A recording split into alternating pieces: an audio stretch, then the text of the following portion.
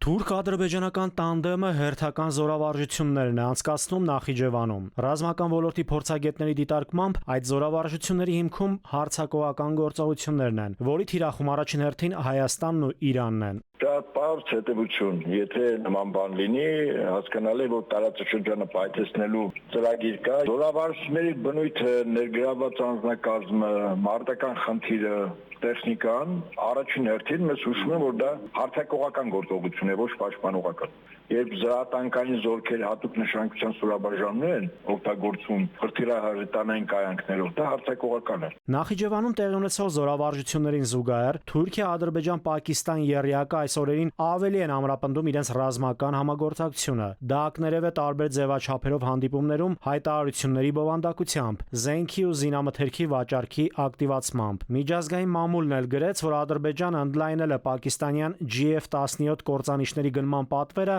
16-ից հասցնելով 40-ի։ Defense Industry Europe-ն էլ գրեց, որ գործարքը 4 միլիարդ 600 միլիոն դոլարի է հասնում։ Ինչպես է սա տեղավորվում այսպես կոչված խաղաղության պայմանագիր կոչվածի համատեքստում, երբ Ադրբեջանն նոր-օրի զինվում է, որ ուղղությամբ են այդ կործանիչները ռազմական գործողություններ իրականացնելու, եթե ոչ Հայաստանի։ Որքան էլ դուք ասեք խաղաղություն եք ուզում, երբ քո հարևան երկիրը կոնկրետ խնդիր է դրել ամբողջ տարածքը, Հայաստանի Հանրապետությունը ինքը դիտում է որպես միջանցք, տեսականորեն եւ գործնականորեն փորձում պատրաստել նվաճելու այդ պատերազմի ժամանակ ներքաշվելու են առնվազն տարածաշրջանային երկու պետություն նաեւ, խոսքը